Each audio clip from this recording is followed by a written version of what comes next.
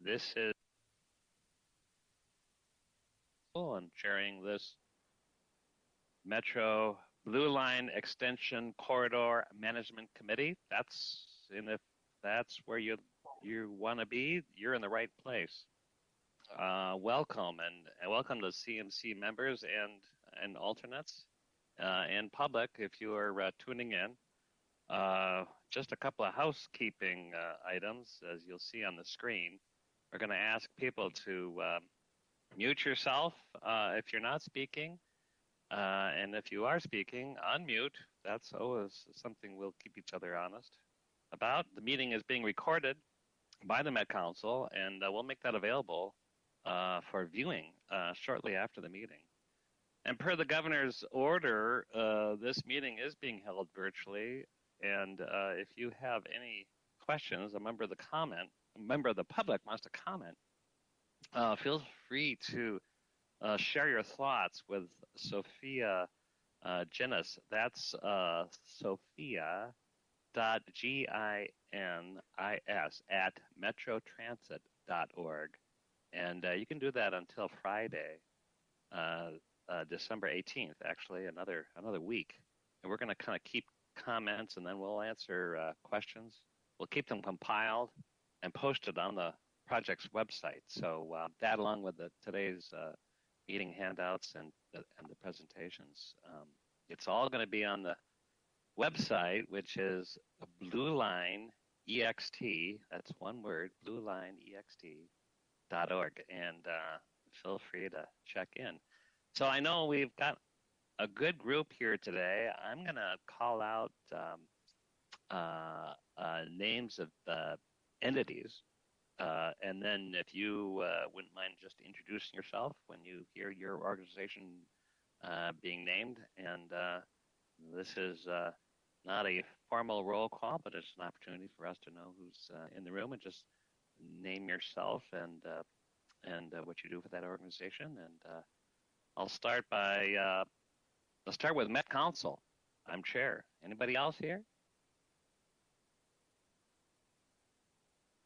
Reva Chambliss, Met Council member.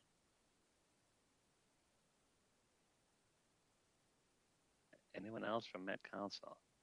How about Hennepin County? Irene Fernando is here, Hennepin County Commissioner. And Jan Callison, also Commissioner. All right, how about Brooklyn Park? Mayor Jeff Lundy, thank you. Hey, Jeff. Crystal?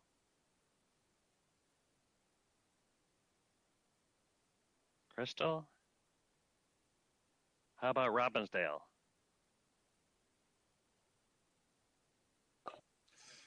George Selman, Robbinsdale City Council, alternate for Mayor Murphy today. Okay. Welcome, George. Golden Valley. I know Shep was here. Hello, Mr. Chair. Thank you. Shep Harris, Golden Valley Mayor. Right. And Jillian Rosenquist, Golden Valley City Council, and the alternate for the mayor. Great. Welcome. Minneapolis. This is Abdi Salah from Mayor Fry's office. Hey, Abdi. How about Brooklyn Center?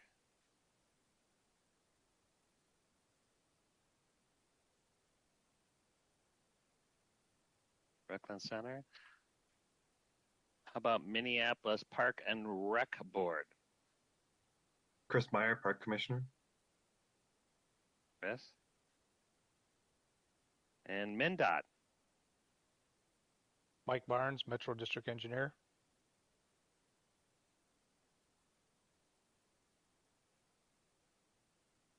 All right, Met Transit.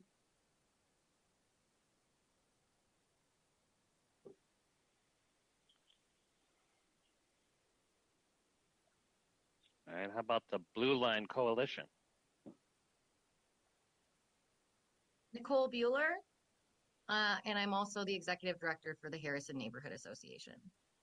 Lovely, welcome. And the Community Advisory Committee.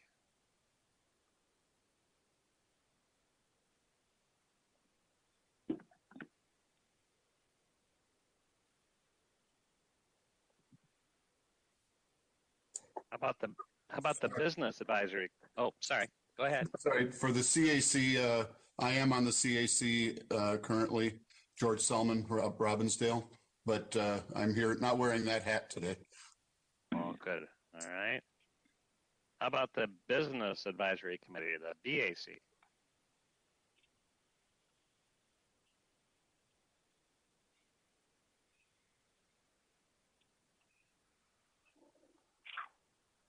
Maybe coming in later, and then the Minnesota Management and Budget.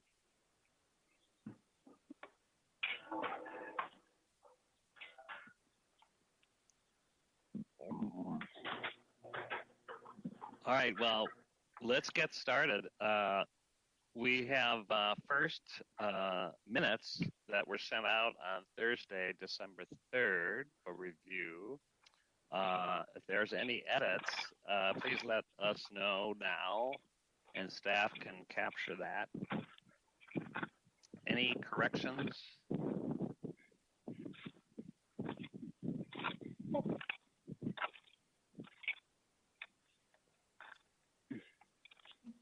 Well, hearing none, is there a motion to approve the minutes? So moved. George from Robbinsdale. Thanks, George. A second? Second, Callison. Thank you, Commissioner. Sam, why don't you call the roll? And John Solberg, I see you're there because you're unmuted and there's a little bit of sound in the background. You may not know that, so I'm busting you here publicly. There, thank you. All right, Sam, can you maybe you can call the roll call for those minutes? Yes, Chair. Okay, Chair Zelli, Aye. Councilmember Chambliss, Aye. Councilmember Lilligren or Councilmember Atlas Ingebrigtsen. Okay, Commissioner Jan Callison, Aye. Commissioner Fernando, Aye. Minnesota Management and Budget. Do we have a representative from MMB today with us? Okay, hearing none. Commissioner Meyer from Minneapolis Park and Rec. Thank you. Mayor Lundy. Aye. Okay. Mayor Adams from Crystal. Has he joined us? Okay. Abdi Salah for Mayor Fry. Aye.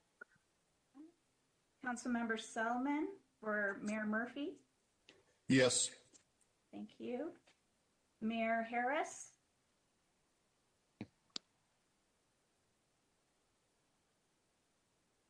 Mayor Harris. Yes. Thank you. Mayor Elliott for Brooklyn Center. Okay. Nicole Bueller for Blue Line Coalition. Aye. Thank you. Denise Butler for Blue Line Coalition. Okay. General Manager Koistra. Aye. Thank you. Mike Barnes from MnDOT. Aye. Catherine Fleming or Chris Berney from the CAC. Okay. Matt Wrench or Candace Othout from the Business Advisory Committee. Okay, thank you. Minutes are approved. We do have Catherine on the line. I think she's just having trouble unmuting. Okay. Oh, lovely. Okay. Yes, it is lovely. Thank you. You are lovely. The fact that you're cut out is not lovely. Thank you. Catherine, yay, nay on the minutes, please. Yay. Thank you. Minutes approved, Chair. Thank you. Thank you. And they're approved, and we're going to post those on the project website. Jason, you can advance the slides a little bit. I just want to give a little bit of an update about our kind of an overview of our two organizations. That's Met Council and Hennepin County, and kind of how we're organized to support the work of the Blue Line Extension. And and I have to say, it's been a great working relationship with Hennepin County and Met Council. We were just describing, and you'll see actually the next slide, Jason. There it is. You'll see that we have a pretty robust relationship in terms of the talent we're bringing to this project. The project team consists of Transitway Project Management, thank you, Sam, design and engineering, outreach and communications, and legal financial support. So, really important to kind of consider is that it's not just technical and or engagement or legal support. We're doing more than just building a transportation project. We're really engaging in a lot of ways to support communities. So community development, I just kind of want to highlight that box there, and Hennepin County is really an important partner, and they're at the table. This team of people from both organizations meets every week on Monday, and they're really kind of working together to seek the best solution and ways to be at both the technical and the community perspective in going forward. So they will interact with your technical and community folks and cities on a regular basis. And as we start filling out these organizations, as the project starts to advance, there certainly is going to be more names to add and from these organizations. So as we go forward, this is kind of work in process. We'll fill you in as to who's joining in, but I just have to say this is one project with many hands, and I think we're off to a great start. I don't know if there's any other comments from Hennepin County you want to add to this explaining this structure. Well, Chair, this is Dan Muller. Yeah, Dan. I just would add that I'm happy to still be able to be part of this. Sam and I both have been with the Blue Line office since its original inception, and so we both feel we've got a great team as we jointly kind of lead this forward and cover all aspects of what building an LRT project means, which is not only just the engineering, which of course is important, but also, as you mentioned, all of the other things involving community and economic development and the ability to communicate and reach the public to help guide us on this journey. So we have and will continue to grow this group, and we really look forward to continuing this. Thanks, Dan. And I just have to say it's so heartening that you are there and that you have had such a long history from the very beginning. So sometimes, or very oftentimes, having that experience and that the understanding of what is going on many years to keep the momentum going. Any other questions from any of our committee members for the staff?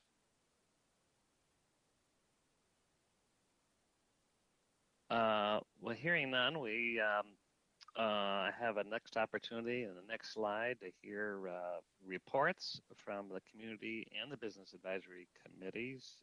They've had some meetings, and first up, I believe we have Catherine Fleming, who I know is here. She is the CAC co-chair, and she's going to give a summary of the meeting that was held on November 16th. So welcome, Catherine. Oh, thank you. Thank you very much. And hello to everybody on the team. Of course, we did have our meeting, and as usual, robust conversation, excuse me, and information from all of our team members, which have been captured, I believe, in the meeting minutes. So I won't do too much about repeating that. But because we hadn't met for quite a while, there was some discussion about what had happened and how we got to the point where we are now. And then some discussion about how we move forward, new members coming in early part of 2021, and et cetera. So we were all glad to see each other or virtually see each other again. People still seem to be very interested in the project, excited about going forward, whether that entailed more discussions with BNSF or sticking or going with the new alignment. So discussions on both sides of the house, people having their own opinions and recommendations in that area as well. So most of the folks were appreciative of all of the participants who have worked on this project over the years, as well as the leadership team and technical team that we have been working with. So I believe it was a great meeting, lots of discussion. Most of it, as I said, is captured in meeting minutes, thanks to Sophia and others. And we're excited about moving forward, those of us who will be returning 2021. And that's kind of a broad brush highlight of our discussions. But it seems that everybody's hopeful for the future and how we move forward with this project. Great, thank you. Thank you, Catherine. Thank you for your continuing commitment to be our eyes and ears and communicate so well. And next, we also have, I think it's Candace Oathout. She's the co-chair of the BAC. Are you here? Chair, I don't think Candace is with us today. So in lieu of that, Sophia Guinness is able to provide the BAC update to us today. Lovely, Sophia. Can you do that? That'll be great. There's a meeting on the 17th, I believe. That's correct, Chair. And sending both our co-chairs had hoped to join us today, and so they kind of say sorry for not being able to come. So the Business Advisory Committee, as Candace or Catherine had said, we kind of worked on closing out with our current members. So we talked a lot about kind of what worked well in the last year and what folks are hoping for in 2021, including folks liking some of the virtual ability of the meeting that let some of our business community with their busy lives kind of engage with us more. We spent a good amount of time talking about the networks that the businesses have that can help inform our outreach as we get more members and try to engage more broadly with the community. So that's kind of a very high level overview of what we talked about. They also were in favor of the principles that you all will be seeing later in the presentation. Great, thanks, Sophia, and thank you, Catherine. And that is really important outreach. Any questions from the committee members?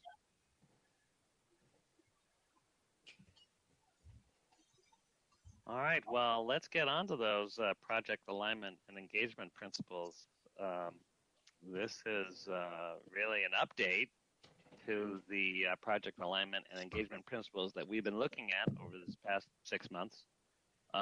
The revised version has been included in your packets, including a narrative of how we actually came to write these principles out there. And we received actually a lot of conversation, some additional input from the advisory committees, and you know, our hope is that we actually adopt these principles today.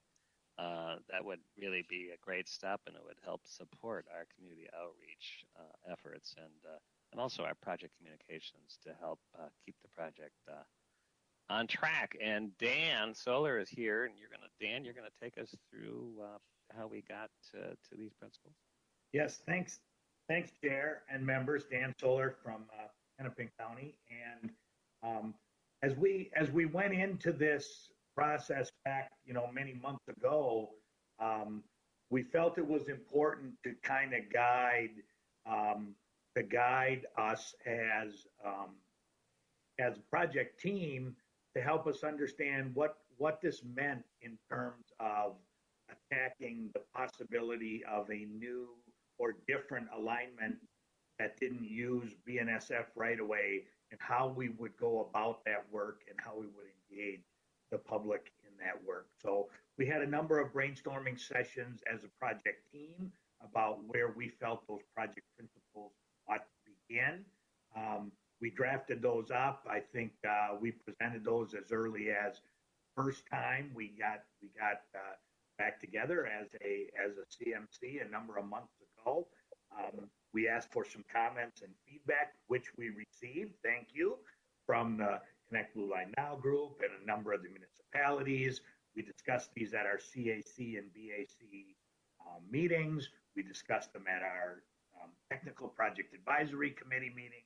We've discussed these principles with various staff. And so we've taken in quite a bit of input in order to kind of solidify and put together a set of what we are believing are the proper principles to guide how we will go about determining and coming up and developing community supported alignment for the Blue Line Extension project, how we'll engage with the community to do that.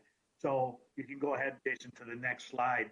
What we've done in terms of laying these out is the yellow highlighted areas are things that we have added from the original time that we presented this information, either how we've kind of incorporated some new ideas or built upon previous ideas. So those are pieces I want to highlight a little bit about. The first principle that we put on right away is that we wanted the Blue Line Extension LRT project was a federal program project within the federal New Start program to continue down that path. We felt that was very important. And so some of these things are things we need to address if that's going to be the case, like continuing with the same purpose and need, and emphasizing like travel time and ridership. But we added a few others as well. We heard from a number of folks that it needs to be clear that what we're talking about here is an LRT project. So one of the things is to write right into the principles to maintain the mode, which is that this project that we're advancing is an LRT project. An important part of the ratings associated with the federal New Start program are the community and economic development possibilities and improvements that come along with an LRT project. So we wanted to emphasize maximizing the community and economic development that are part of it. That's an important part of the federal ranking that makes an LRT project puts another emphasis on just besides transportation. So we did that as well. And then based on some feedback we got from a number of folks, we added in making sure that, number one, we wanted to serve even more people and destinations than we had before. So for example, we felt one of the things the previous alignment was possibly missing was the ability to serve North Memorial Hospital. So that, as well as other things, are kind of examples we want to take into consideration as we look at different alignments, and making sure that we really took into account high rates, transit-dependent populations, building on some of the equity and disparity reduction elements that are so important today in finding out. Those are also key issues associated with New Starts projects. So these changes now set in stage federal New Start criteria. You can go on, Jason. So the next part is we always talked about trying to maintain the existing alignment as much as possible. And we used to say serve the existing corridor cities and their major destinations, but we got a number of requests to call out the names of those cities. And these cities, Brooklyn Park, Crystal, Robbinsdale, Golden Valley, Minneapolis, are very important to this project. They've been with us for a long time on the project team, emphasizing this. And of course, it's maintain the existing alignment as much as possible. And so is it a guarantee that all 5 cities will absolutely have LRT? Some alignment choices may have all 5, some may have 4, some may have 3, some may serve different elements of these different municipalities. But as we discuss and move forward with analysis of alignments, we want to stay as close to the previous alignment as possible, still as much as we can try to serve those existing cities of Brooklyn Park, Crystal, Robbinsdale, Golden Valley, and Minneapolis. We used to talk about mitigating impacts as an important piece, but we do think it's important that we talk about mitigating negative impacts because we want to complement, our existing and planned transitways. A lot of work has gone in implementing the C line along Penn, and then now moving forward with implementing the D line along Emerson and Fremont. So how can the Blue Line extension complement that? How can we minimize negative impacts to residential, commercial, and other environmental factors? Because while it's important to minimize impacts to residential properties, we want to minimize negative impacts to commercial and other environmental as well. And we got specific requests for certain elements of the project to be included, such as pedestrian bridges and other spots. And while specific elements will work their way out and be included in the project during design, it's important as an overriding principle that we really support safety and connection to the system for all people, including walking, biking, wheelchair accessibility, all ways for people to get there, because an LRT project will serve folks that both use a park and ride, but that also walk the stations from their neighborhoods, get there from other transit connections, get there walking and biking as well. So that's important that we focus on those. So those were our main alignment principles that we'll focus on. We made some changes as well on the next couple slides to the engagement principles. We want to make sure that as we engage stakeholders in a meaningful manner, that we tailor those practices to meet the needs of the various individual communities. Each of our 5 municipalities and the Minneapolis Park Board and various community groups are all starting from a different spot. So community engagement in Brooklyn Park may not look like community engagement in Minneapolis, and which may not look like community engagement in Crystal. They will need to be, working with what's individually happening in those elements of the corridor as we take on that meaningful stakeholder engagement. On the next slide, we added to and put in that as we do this engagement, we want to engage with all communities and corridor cities, and then definitely put an emphasis on low-income cultural communities, which make up a tremendous amount of this corridor, all the way from Target Field Station to the north part of Brooklyn Park. We need to be mindful of reaching out and engaging with all kinds of folks on all different levels so that we can do that. And the part of that goes to what we heard in number C here, which is to adjust those strategies and approaches so that we can get meaningful engagement from all different communities fully represented in those efforts. And it's a different day. It's a different time and place. I mean, I joke that, my old days of taking foam board with drawings on them and hauling them in those great big suitcases and heading off to a public building somewhere and setting them on easels and visiting in public engagement has changed dramatically. And 2020 has even changed it more. So how we engage with people both virtually and in person, how we do it, and how we reach out. I had the experience of being able to work on University Avenue on the Central Corridor project. And we worked with many different community groups along there. And we used a lot of different strategies because different communities and different organizations wanted to interact in different ways. So we were open to those pieces. So this isn't as a set of principles isn't a list of rules that we're following. It isn't a list of we will do everything exactly according to this and nothing different. It's a guide.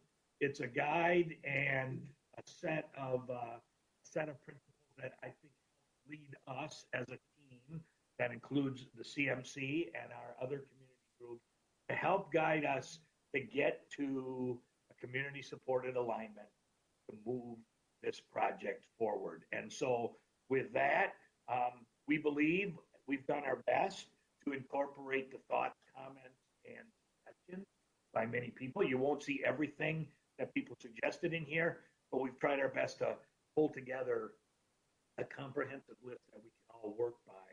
And so we look for favorable light on these principles by the CMC. So with that, Chair, I'll stand for any questions in case any members have them about the principles, and then turn it back to you for action. I have some questions, Dan. Sure, go ahead. Okay, well, you're not surprised. No, Catherine, go ahead. When feasible, could we expand opportunities or support opportunities to enhance, develop, or build arteries to the Blue Line extension? In addition, could we focus somewhat on building for the future when we're talking about parking rides and making sure we're also supporting the business community, and which could mean having, for example, a charging station for the park and ride. So we're not building for 2020, we're building for future. And then to actively enhance instead of just complement the existing and potential new transit ways that might intersect with the Blue Line as well. Chair, Go ahead, Dan. Good comments, and I think everything you've said are things we will want to be and build into the project. They are all elements that I believe are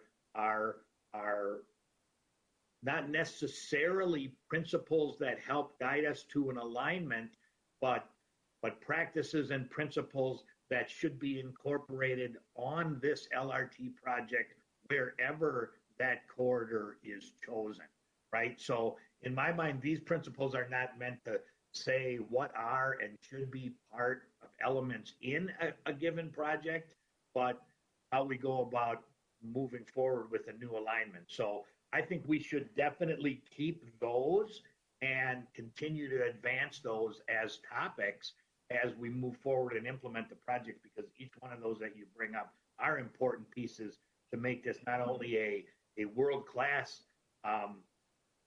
transit extension, but also a long-term one serving needs well out into the future. And just one more point for any communication. I've been on the Hill and I've talked to some of our legislators, and there are some who believe that outer Minnesota is supporting transit in Minneapolis. So I don't know if they believe that or somehow they've managed to get into the cooking sherry. But in any event, I would like to see something proactive that lets folks know that the people in Minneapolis are the ones who are the supporter of transit in outer Minnesota. Well, that's certainly, I think, Chair, music to our ears if that is in fact the case, as we hear that. Thanks, Catherine. Thank you, Catherine. Any other questions for Dan or thoughts on the comments? There's Ellie. Yes. Yeah, this is Chris Meyer. Hi, Chris. So I really like, especially item G, focusing on transit-dependent people. That was one of the things that was really important to me, is that we should try to aim to maximize access for the most number of people who don't have vehicle access. I also appreciate, trying to minimize negative environmental impacts. But one thing that I'd really like to see explicitly stated in the principles is some reference to carbon pollution. So I'd like to propose adding a principle to maximize carbon pollution reduction. I think some of the things that are included in here do go toward that. You know, maximizing ridership and minimizing travel time and things like that. But I'd like it to be explicitly stated so that it incorporates things like, you know, electric vehicle charging, the previous speaker just mentioned, and just to be a general guideline that it's something that we should not just be looking to minimize negative impacts, but also like positively reducing carbon pollution wherever we have opportunity to do so. So I don't know what your amendment process is, but I'd like to propose that as an item H for the principles. And that's maximize carbon pollution reduction. Correct, yes. And certainly one of the great benefits of transit is just that. And I think through shared mobility, less carbon. And climate is certainly one of the fundamental goals of and sustainability for certainly for much of our government partners. Thank you, Chris. Any other thoughts? I have to say, I think this is a vast improvement. Thank you, Dan, for taking us so thoughtfully through the process and getting input, which we've been getting all along, including right now. Thank you.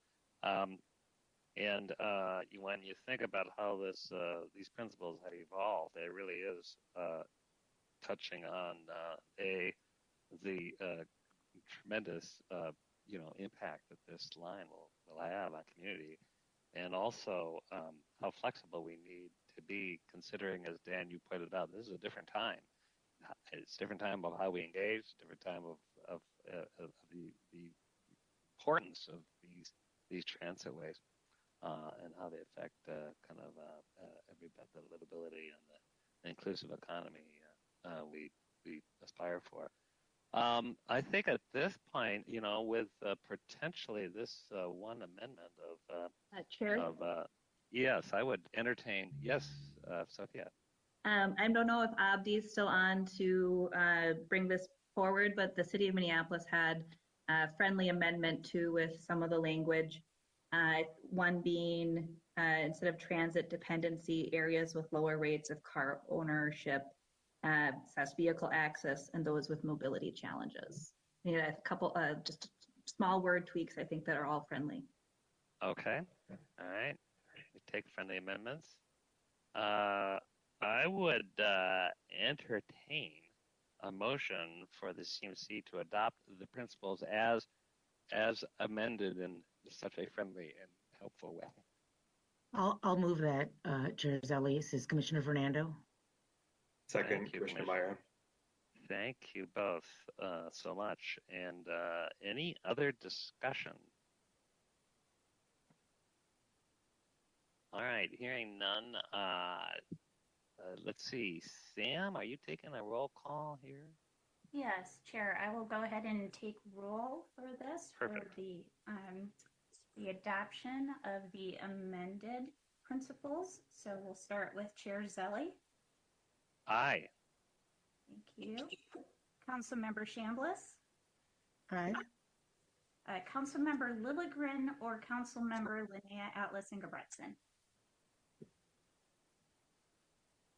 Okay. Commissioner Jan Callison. Aye. Commissioner Irene Fernando. Aye. Thank you. Minnesota Management and Budget. Okay. Commissioner Meyer. Aye. Thank you. Mayor Lundy.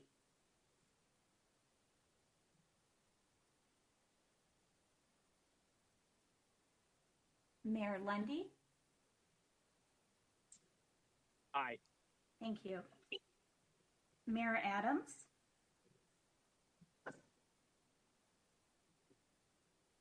Mayor Adams. Okay. Abdi Salah for Mayor Fry. Aye. Thank you. Councilmember Selman for Mayor Murphy. Yes. Thank you. Mayor Harris. Aye. Thank you.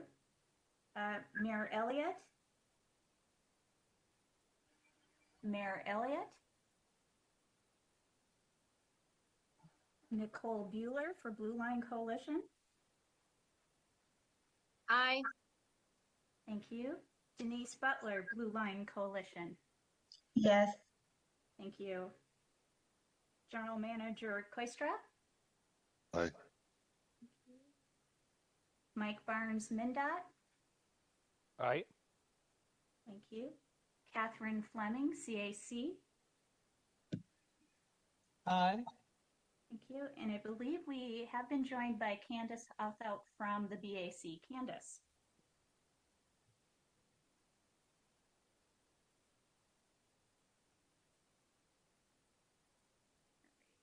We might have missed her. With that, Chair, the motion passes. We have adopted principles for the project. Thank you, Sam, and thank you, everybody. I think this is a big step. Again, these are not printed in stone, but they're really going to be a helpful guide.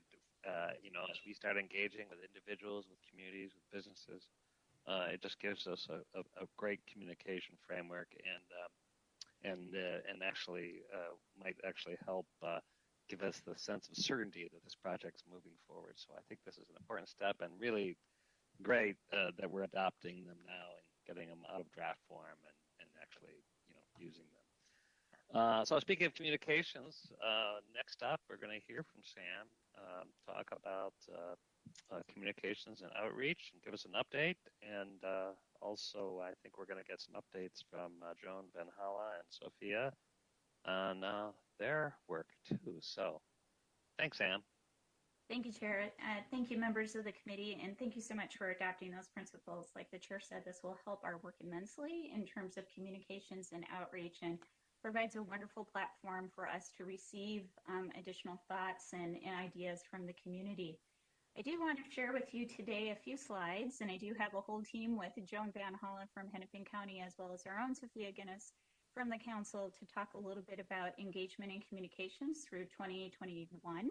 So Jason, if we can move to the next slide, please. Talk a little bit about transition resources, and we can move what sort of has been feeding some of our key messages moving into this transition, and as we look to really embrace the next phase of our work.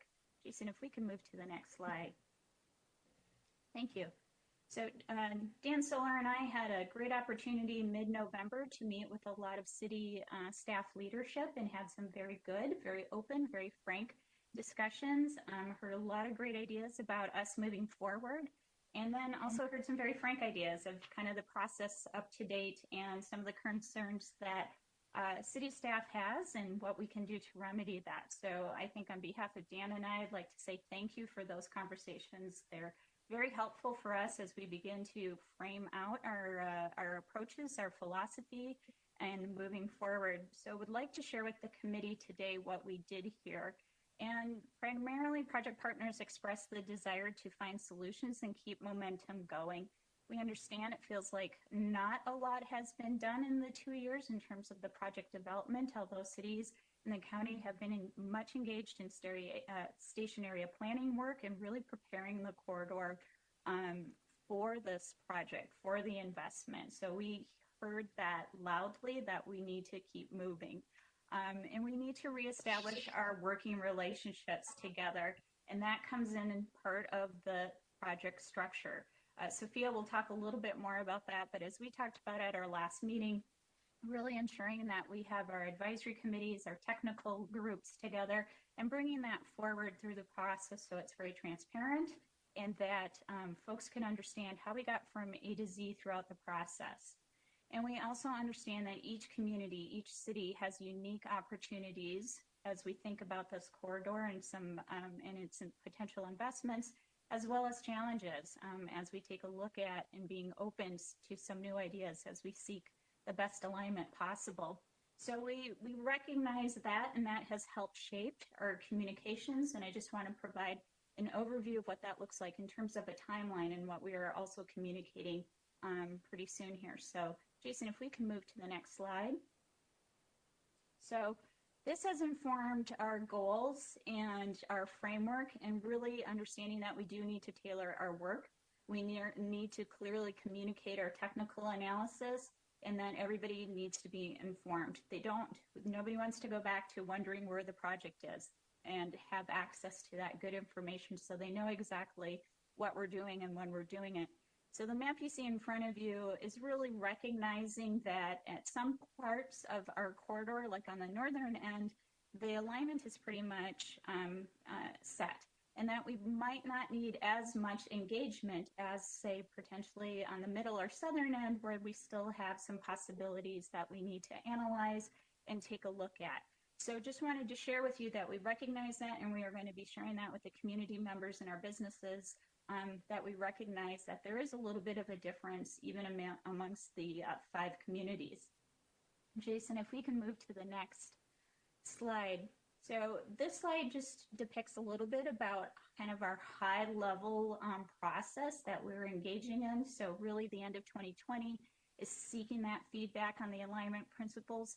Your work today in adopting it is really helping us kind of close that goal for 2020 that we had, and really begin to start our community conversations that Joan Van Holla will be sharing with you as well. In winter 2020 and 21, so as we turn the page into next year, really think about how communities begin to align their desires for destinations and attractions, and have that information come back to our technical teams and brought up through their structure to really help us shape what that alignment looks like. We would be then beginning to, in spring, develop some initial thoughts on what those alignment possibilities could be. And really, obviously, we would have that as a peak opportunity for doing our community engagement and really working with all of our impacted businesses and communities and organizations. So that really, that spring is ramping us up to that point so we can be sharing that information and be receiving feedback. As we move into summer and fall, it's really the analysis of those routes a little deeper and really kind of lining them up with our alignment principles. And that sets us up to hopefully by the end of the year, next would be 2022 by that time, and really being able to identify a community supported alignment that will serve this, this corridor and the people and businesses in it. So at a very high level, that is our schedule that we will be sharing with community members. I just want to, Jason, if we can move to the next slide. Would like to share with you a little bit of what our timeline looks like to do that. So Monday is a big push for both Hennepin County and ourselves in getting one of the first newsletters out on the project. So we talk about the transition, what we hope to do, again, sharing kind of the maps that we've shared with you in the timeline.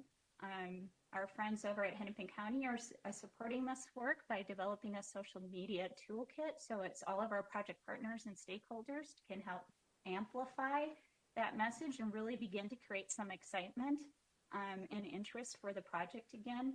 And our hope is also we will be re-engaging the Communication Steering Committee, and it's a group that is comprised of Hennepin County Met Council staff, city communication specialists, as well as other agencies to kind of come together. And this is an opportunity where we get to work together, develop our messaging, and then also support each other in making sure we're hitting the broadest target as possible.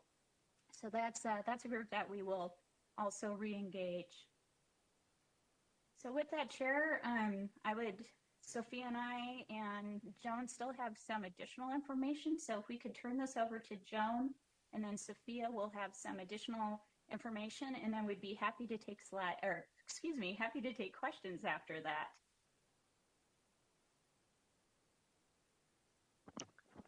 So the next slide, please. Oh, and the next one. Good afternoon, Chair Zelli and CMC members. I'm Joan Van Hollow with Hennepin County Engagement Services. And we have contracted with 3 community consultants on a short-term contracts from the end of October to the end of January. These community consultants have demonstrated expertise in engaging their communities regarding the planning of the Blue Line. Our outcome of these short-term contracts is to develop a community-informed engagement framework by January 2021. And we'll be coordinating this, of course, with the work that Metro Transit's doing with their community engagement and the timeline that Sam just shared. To that end, within that, our activities will include educating the community on the current status of the project, listening and documenting community identified opportunities, including key destinations, issues and recommendations for community engagement, and also increasing project staff awareness of the current community sentiment, which is so important for how we frame our messaging and our communications. Next slide, please. So to that end, we have begun doing some of our scheduled activities. One of that is we're scheduling one-on-ones with key community stakeholders from our updated community stakeholder list. Launching with the December 14th newsletter, we'll have included in that an online survey for community residents so that we can uncover their issues, opportunities, and recommendations for engagement. That survey will run most likely from December 14th through the holidays, capturing the audience, and lots of people will be at home on their computers, and we'll be asking our community partners and stakeholders to help spread the word on that survey. And then in January, we're working on hosting 3 virtual community engagement sessions with the goal to engage, listen and respond, and educate on the current status of the project. So next slide, please. Then I was asked by Sam and Sophia if I could highlight some of the things we've heard. We've had I want to say 4 or 5 one-on-one key stakeholder interviews. And number 1 at the top is really trust. Our communities of color and low-income communities have been impacted by many complex issues in 2020. And so it's important to tap into the trusted community and cultural organizations that they already have relationships with. And also those organizations have creative ways to engage their community. It's very important for our communities that we present a clarity of purpose of what our engagement is about, the who, what, why, where, and when. So we have a great team to put together that package with Sam and Sophia and Kyle Mianulli here at Hennepin County and myself. There's also a need to continue to educate on the basic Blue Line extension information.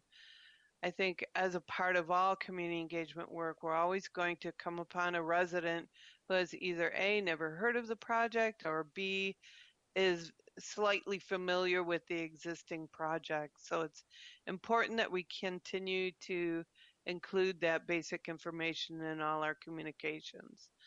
But the exciting part is that communities are really ready to discuss solutions for new routes. In fact, they're very excited and energized by it and have been submitting their ideas directly to Sam and Dan. So that's good news. And overall, we continue to hear the major theme of our low-income communities and communities of color is their concerns about the investment of a big transitway project with the possibility of displacing and gentrifying in their communities. So overall, that's the highlights that we've learned so far. We will be summarizing everything that we learn and including that in our engagement framework. And I'll turn it back to you, Sam.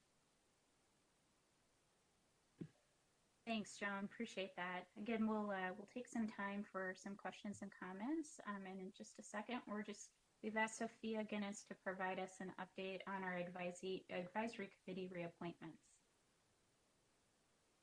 Thanks, Sam and Chair. We're in the process of revitalizing and re-engaging our advisory committees. So next slide, please, Jason. Our advisory committees act really as the backbone of our work. Each committee is critical as we move through our process. And just to kind of give a little kind of refresher of our committee process from the last meeting, the first two groups, our issue identification teams and our technical project advisory committees, really comprise of project staff and city technical staff that help us work through issues and identify opportunities. The issue identification teams are organized per municipality, and our technical project advisory committee is a way for partner staff to really hear about corridor-wide issues as well as item-specific things in other communities and kind of come together as this project advances. Our community and business advisory committee was one of our most critical committees as we hear from the community directly, business leaders and whatnot. And they really help us refine our work before we go out to the broader public. That we learned many critical lessons from this group. And so we're excited as the previous map that kind of has those bubbles shows to expand our scope to include some new geographic areas. And the corridor management committee, of course, is all of you. We couldn't do our work without you. And so if you could go on to the next slide, please. We reconvened our technical project advisory committee in December, and we will continue to meet monthly with them kind of going into 2021. We're confirming the city staff members and alternates for that committee. Our CAC and BAC, as they reported, kind of had their closing meetings for our previous composition of both groups, and letters have gone out to city staffs to start their appointment processes so that we can have a new refreshed committee in 2021 that includes all of our important stakeholders. So we would then kick off that group officially, and next year in February, after the cities have had time to find their members. We know from our project partners that we're asking them to find folks pretty quickly, and we just thank them for working with us on this pretty truncated turnaround process. And then there's this group, which in mid-December, we'll be asking for kind of that confirmation of your members and alternates. And barring any questions, I think, Chair, that leads us into our next agenda item.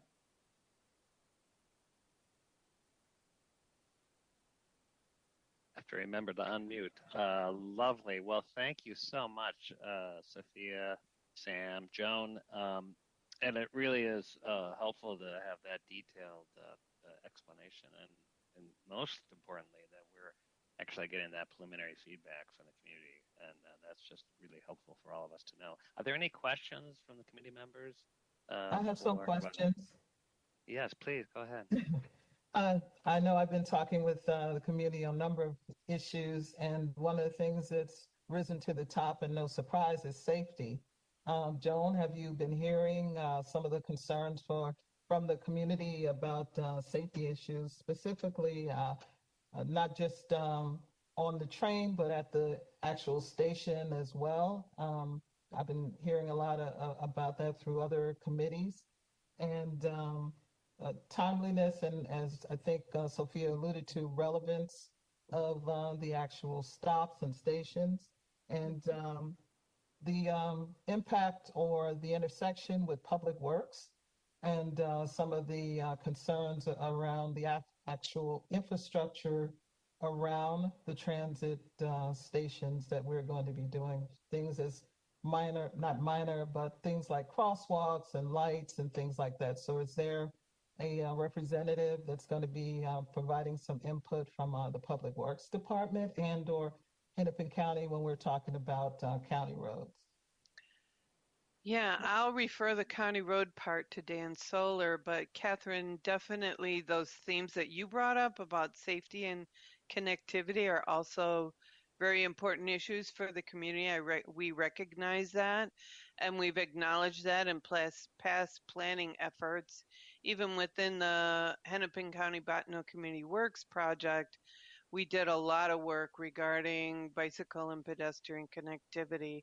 I was doing my best to keep it short today. I'm sorry, Joan. That's okay. No, And I just anyway, don't. we Yeah. should probably that's an excellent question about how just how do project leads coordinate these projects with other public works projects. So I can turn that back over to Dan Solar.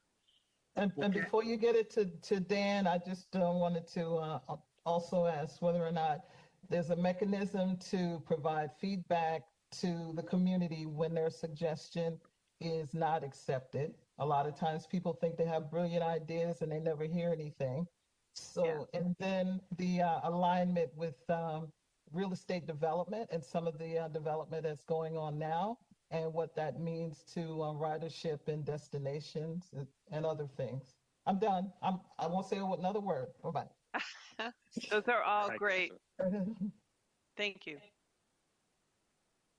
Well, I think, Catherine, this is Dan. I just want to add that, we talked a lot today, and Joan and Sophia's piece talked a lot about how we'll engage with the community and how we'll take feedback. There's also, as it's known, there's also will be an entire set of kind of issue identification teams in place to work with all of the public works departments and community development departments from each of the municipalities along the line, with the folks at the technical staff at the park board, with the technical staff at MnDOT, with the technical staff at Hennepin County. I've been working on LRT projects now for 14 years. Safety is huge. And you can't necessarily start too early in terms of starting to build in aspects around both access to and safety for users, safety for drivers, safety for pedestrians, and all of those elements. So all that will be highly taken into account, both in the eventual determination of a possible different alignment, and then eventually also in how we incorporate and build and move the project forward. All very important pieces. I do want to also touch on your real estate piece.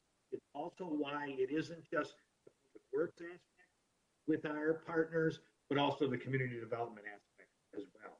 What's happening out there in the community? What's being built? What's on the horizon? How does this kind of choosing an alignment fit in with the big picture in this general corridor area? So all good points and all significant parts of how we'll move. Thanks, Ann.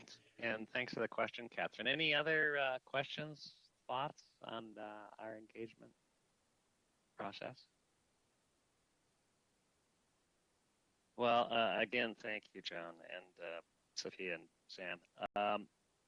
At this point, I just, we're kind of wrapping up, but I want to take a moment just to reflect that this is the end of 2020, and it's not lost on me when Dan says he's been here for 14 years, and I know some of you on this committee have described this as been a decades-long process. So I'm relatively new in my role here, although I've been engaged along the way as well. But I just really want to express my sincere appreciation to all of you who've been on this committee, have been part of this journey. It doesn't happen without this individual leadership and commitment, and I know that that is coming from within this group, and which makes it a little bit bittersweet, the excitement and the momentum that we're now rebuilding at a time that we're kind of turning the page. We have a number of people who have been frankly leading this effort, that are retiring. And as we kind of renew next year, we'll have a different committee. Thank God we'll have a lot of continuity. But I just want to call out a few people I just want to give a special thank you to, and acknowledge their great work. And first, I want to acknowledge somebody who's not actually here today because he's left his post early, but Commissioner Mike Opat really deserves, if we were all in a room, we would all stand up for the amount of leadership, tenacity, conviction to actually get us to where we are now. And I know he's gone on and he will continue to be engaged with the work he's going to be doing with North Memorial. But I have to say I've known Mike Opat for a long time, and I think there was one time, I give you my quick little story, is I was particularly upset that a governor, and this was actually Governor Ventura, had line item vetoed a project, which was the Guthrie Theater, that I was really working on getting some public funding for. And Mike came up to me and he put his arm around me and he says, governors get to like things and they get to not like things. And the problem is governors generally get what they want. And always remember that. So, and I haven't forgotten that because now I actually work for a governor who really wants this line. And so I think there's no question that we have support and interest. And I know we wouldn't be here without Mike Opat. I especially want to just shout out to Jan, who's here, Jan Callison's leadership for not just this line, but all regional transit. I have certainly had an interesting year, and my gosh, your talk about willingness to navigate uncharted waters, to persevere, has really made a difference, and I've learned a lot from you. I've also known you for a long time, but really a lot this last year, and I know what we've achieved is remarkable. And I think if there's ever a conflict and we're in a trench somewhere, I want to be standing next to Jan Callison because your tenacity means I will feel safe if I'm next to you. But thank you so much for your friendship and your ability and your leadership to advance transit as we know it. I want to acknowledge Mayor Regan Murphy, who is not here, but George, you're here, and you can let him know how much we appreciate his advocacy on behalf of the CNC and this line. I know the city of Robbinsdale was well served, and we're going to continue to have that kind of momentum. Mr. Chair? Yeah, George.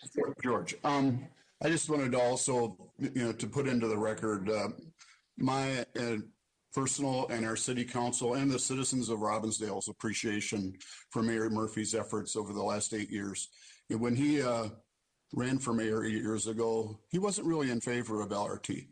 And his most fervent opponent, yours truly, was.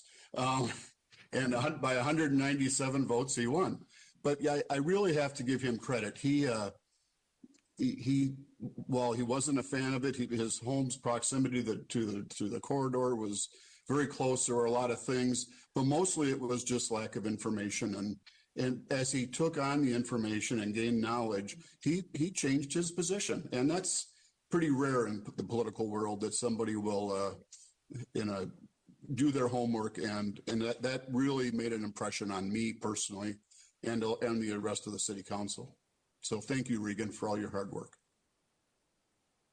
George, thank you for sharing that. And that's a testimony to the process, to him, to Robbinsdale, to you, for your continuing to educate your colleagues, but also it's really the power of these kind of projects that you have the willingness to take a second look and see the long-term value, because it's never easy.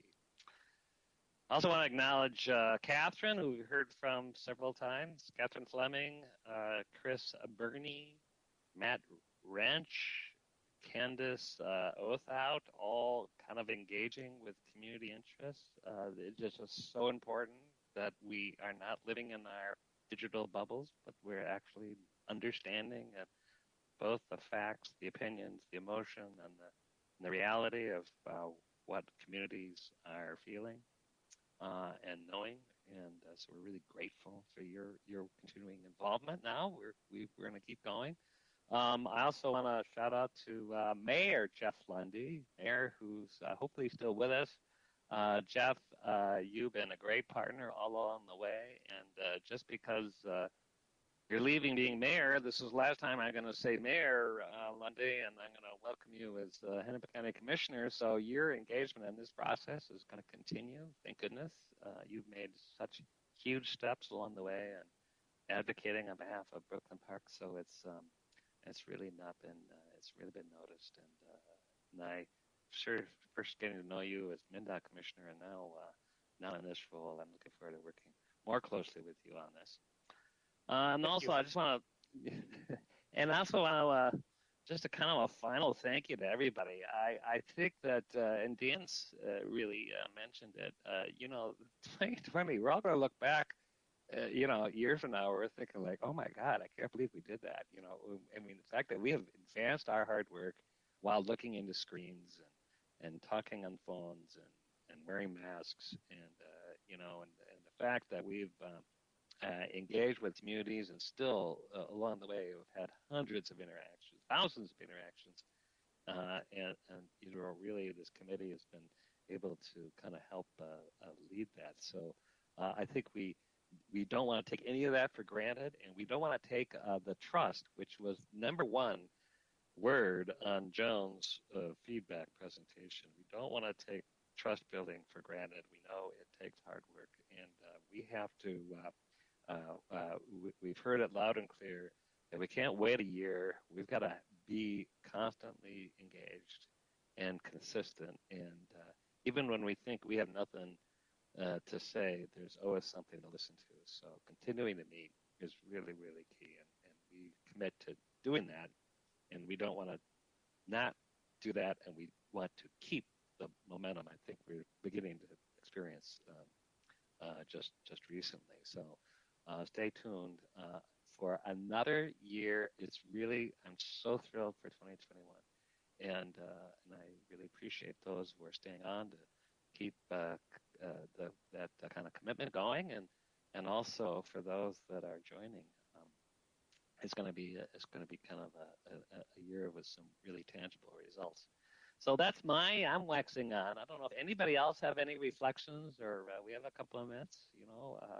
I don't have to give a long speech, but if anybody else has anything they'd like to share, I can open it up.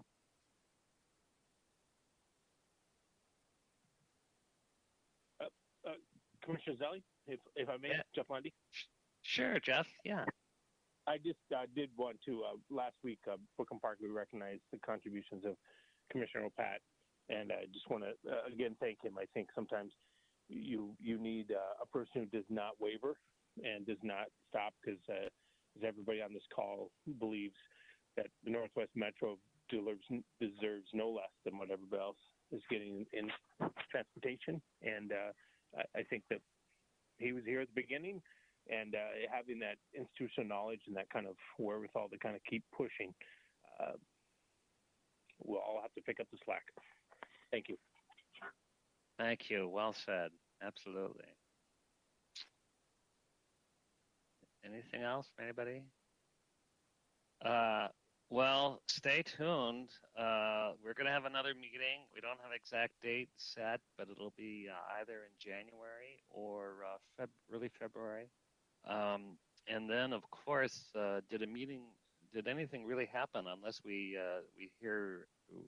send out some tweets about it? So stay tuned to social media. Keep amplifying our work. I know we communicate in multiple channels, so we'll keep that going. And unless there's anything else before the committee, we all have busy lives, and this is that time of year. We get suddenly busy, and then we rest a little bit, and then we get busy again. So I really hope everybody has a safe, a healthy, and joyous holiday period. and keep us all in mind. You know how to find me. You know how to find our staff. So reach out if any questions or thoughts come your way. And in the meantime, we really look forward to engaging and picking it up very soon. So be well, and unless there's any other last minute thoughts, going once, I feel like I'm an auctioneer. All right, I'm adjourning. This meeting is adjourned. Take care, and we'll see you all soon. Happy Thanks so holidays, much. everyone. We'll see you next. Bye-bye. Happy holidays. Bye-bye.